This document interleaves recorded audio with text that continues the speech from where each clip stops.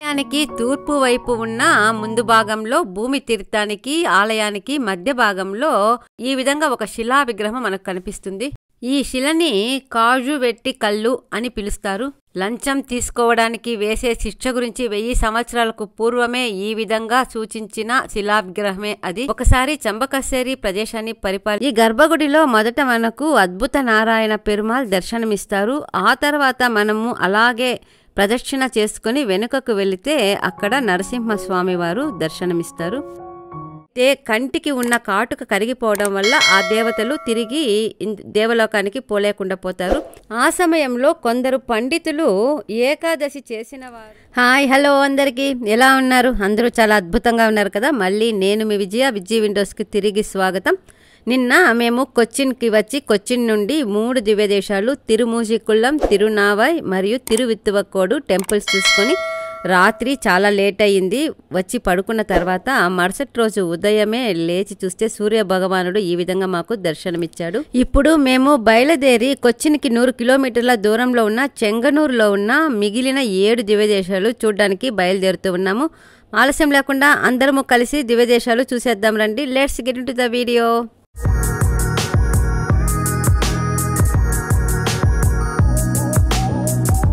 నిన్న మేము కొచ్చిన్ నుండి నార్త్ సైడ్కి అంటే ఉత్తరం వైపుకు వెళ్ళినప్పుడు త్రిశూర్ టౌను, అక్కడి దగ్గరలో ఉన్న గురువాయూరు, తిరునావాయ, తిరువిత్తువక్కోడు దివ్యదేశాలు చూసుకున్నాము.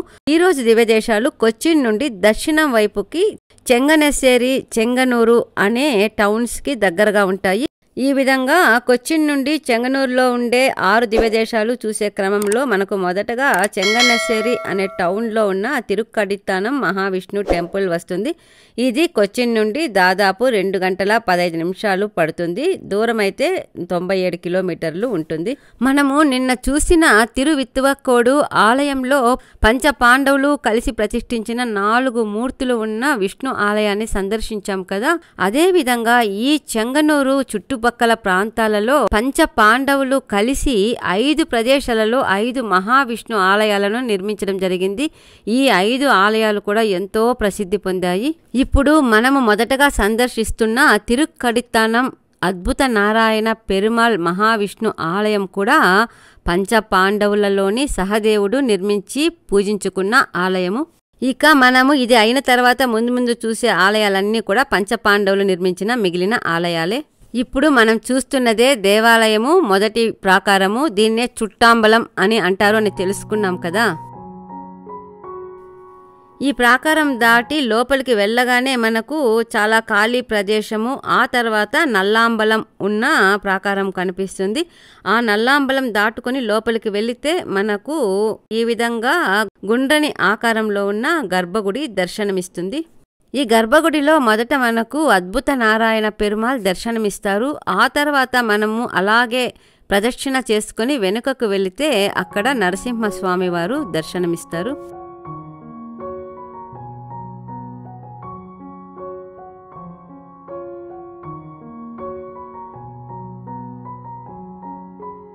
ఈ ఆలయము పేరులో తిరుక్కడిత్తానం పేరులోనే ఉన్నట్టు కడి అంటే గడియ అని ఇంతకు ముందే మనము యోగ నరసింహస్వామి గురించి గట్టికాచలం వీడియోలో చెప్పుకున్నాము. ఈ ఆలయంలో ఒక్క గడియ పాటు అంటే 24 నిమిషాల పాటు గడిపితే మోక్షము ప్రాప్తించడము ఖాయము అని పెద్దల ఉవాచ. మనము ఇప్పుడు ఇక్కడ దర్శిస్తున్న స్వామివారు నరసింహస్వామివారు. ఈ గుండని గర్భగుడికి అవతల వైపున అద్భుత నారాయణ పెరుమాళ్ కొలువై ఉంటారు. మనము నిన్న చూసిన ఆలయాలన్నింటిలాగే ఈ గర్భగుడి కూడా ఈ విధంగా గుండ్రంగా ఉండి ఎంతో అందంగా ఉంది అనిపిస్తూ ఉంది. ప్రదక్షిణగా వెళ్ళినప్పుడు ఆపోజిట్ సైడ్లో నరసింహస్వామి కొలువై ఉండడంతో పాటు గణేశ, స్వామి, అయ్యప్ప, సప్త మాతృకలు కూడా ప్రతిష్ఠించబడి ఉంటారు. గర్భగుడిలో ఉన్న అద్భుత నారాయణ పెరుమాళ్ ఈ విధంగా గరుడుని మీద ఇక ఎగరబోతూ ఉన్నట్లు ఉన్న భంగిమలో కొలువై ఉంటారు. ఈ ఆలయానికి వెళ్ళినప్పుడు చదువుకోవలసిన శ్లోకము ఓం కటిస్థానపుర వాసాయ కల్పకవల్లి సమేతాయ అద్భుత నారాయణాయ నమః. పెరుమాళ్ళు అద్భుత నారాయణ పెరుమాళ్ళు అమ్మవారు కల్పకవల్లి తాయారు స్వామివారి పాదాల చెంత కూర్చున్న భంగిమలో ఉంటారు. స్వామివారు శంఖ చక్ర వరద అభయ హస్తధారి అయి గరుడుల మీద ఇక ఎగరబోతున్న భంగిమలో ఉంటారు. ఉత్సవమూర్తులు అద్భుత నారాయణ పెరుమాళ్, కల్పకవల్లి తాయార్ మరియు భూదేవిలు. విమానము పుణ్యకోటి విమానము. ఇక్కడి తీర్థము భూమి తీర్థము. ఈ దివ్యదేశాన్ని నమ్మాళ్వార్ల వారు నలయర దివ్య ప్రబంధంలో 11 పాశురాలలో కీర్తించడం జరిగింది. మనం చూస్తున్న 108 దివ్య దేశాలలో ఇలా ఒక్క గడియ కాలం పాటు ఈ దేవాలయాలలో గడిపితే మోక్షం తప్పకుండా సంప్రాప్తించే దేవాలయాలు మొత్తము 3.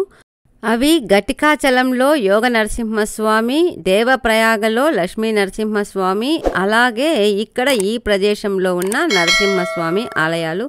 అందుకే ఈ దేవాలయాల పేర్లలోనే కడి అనే పేరు వస్తుంది.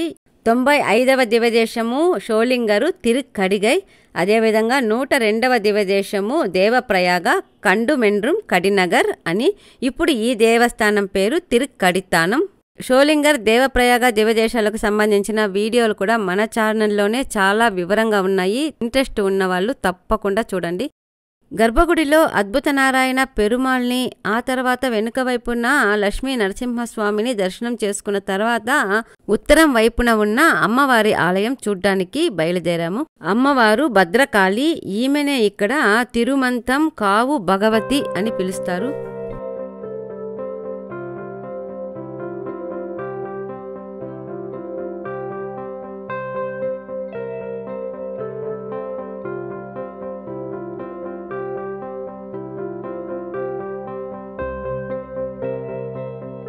అమ్మవారు కొలువైన టెంపుల్ ఇది.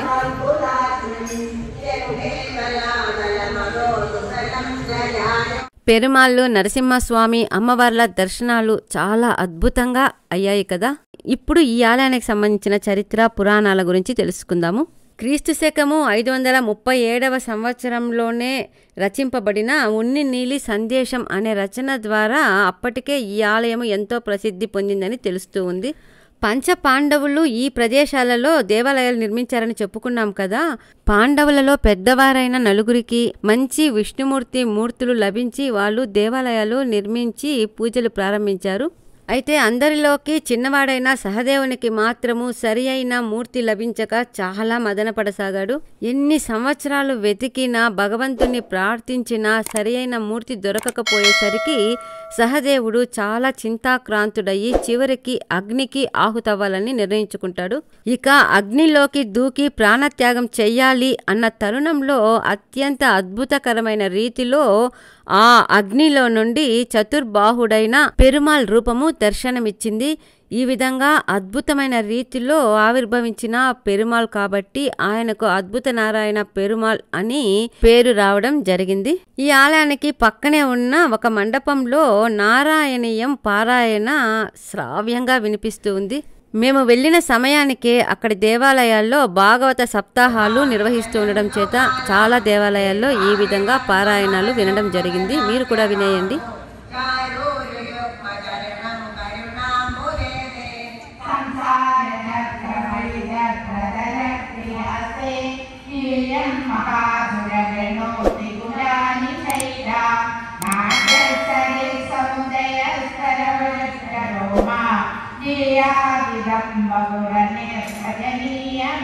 ఆలయానికి సంబంధించిన ఒక మంచి సుగంధ పరిమళం లాంటి పురాణ కథని తెలుసుకుందాము. పూర్వము పరమ ధార్మికుడైన రుక్మాంగదుడు అనే ఒక మహారాజు ఈ ప్రదేశాన్ని పరిపాలిస్తూ ఉండేవాడు.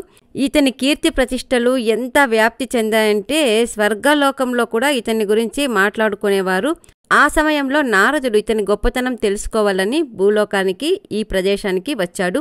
రాజు అతని రాకకు ఎంతో సంతోషించి సాదరంగా ఆహ్వానించే సమయంలో అతనికి ఒక సుగంధభరితమైన పుష్పమాల సమర్పించడం జరిగింది. ఆ పుష్పమాల గురించి నారదుని ద్వారా తెలుసుకున్న ఇంద్రుడు ఆ పుష్పాలను తెమ్మని రహస్యంగా తన సేవకులను పంపించాడు. పూల తోటలో కాపలాదారులు పెట్టిన పొగ వల్ల కంటి కాటుకపోయి వారు కాపరులకి దొరికిపోతారు. రాజుకు ఈ విషయం తెలిసి దొంగతనం ఎందుకు, నేరుగా ఎన్ని పుష్పాలు కావాలంటే అన్ని పుష్పాలు మీరు తీసుకొని వెళ్ళొచ్చు అని ఆ దేవతలకు అసంఖ్యాకమైన పూలమాలలను ఇచ్చి వారిని తిరిగి పంపించడానికి చూస్తాడు. అయితే కంటికి ఉన్న కాటుక కరిగిపోవడం వల్ల ఆ దేవతలు తిరిగి దేవలోకానికి పోలేకుండా పోతారు. ఆ సమయంలో కొందరు పండితులు ఏకాదశి చేసిన వారు ఆ ఫలితాన్ని గనుక వీళ్లకు దారబోస్తే అప్పుడు వీళ్ళు తిరిగి స్వర్గానికి వెళ్ళగలరు అని చెబుతారు.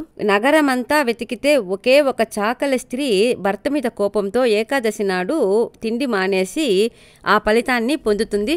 రాజు ఆమెను ప్రార్థించి వ్రతఫలాన్ని ఇప్పించి ఆ సేవకులకి పూలిచ్చి వాళ్ళ లోకానికి పంపాడు.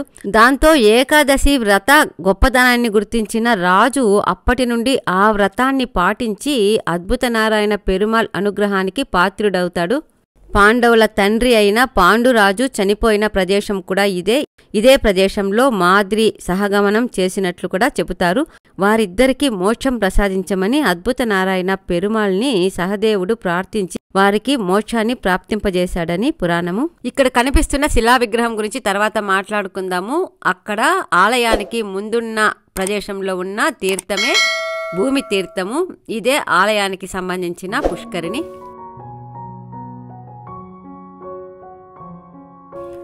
ఆలయానికి తూర్పు వైపు ఉన్న ముందు భాగంలో భూమి తీర్థానికి ఆలయానికి మధ్య భాగంలో ఈ విధంగా ఒక శిలా విగ్రహం మనకు కనిపిస్తుంది. ఈ శిలని కాజు వెట్టి కళ్ళు అని పిలుస్తారు. లంచం తీసుకోవడానికి వేసే శిక్ష గురించి 1000 సంవత్సరాలకు పూర్వమే ఈ విధంగా సూచించిన శిలా విగ్రహమే అది. ఒకసారి చంబకసేరి ప్రదేశాన్ని పరిపాలించే సామంత రాజు ఈ ఆలయానికి దర్శనానికి వచ్చినప్పుడు దేవాలయం మూసివేత టైం అయిపోతుంది. ఈ ఆలయంలో పనిచేసే నంబూద్రి పూజారి ఆ సామంతరాజు ఇచ్చిన కానుకలకు లోబడి మూసివేసిన ఆలయం తలుపులు కూడా తెరిచి దర్శనానికి అవకాశం కల్పించడంతో ఆ విషయం తెలుసుకొని కోపగించిన మహారాజు ఆ బ్రాహ్మణుని తల నరికివేయడం జరుగుతుంది.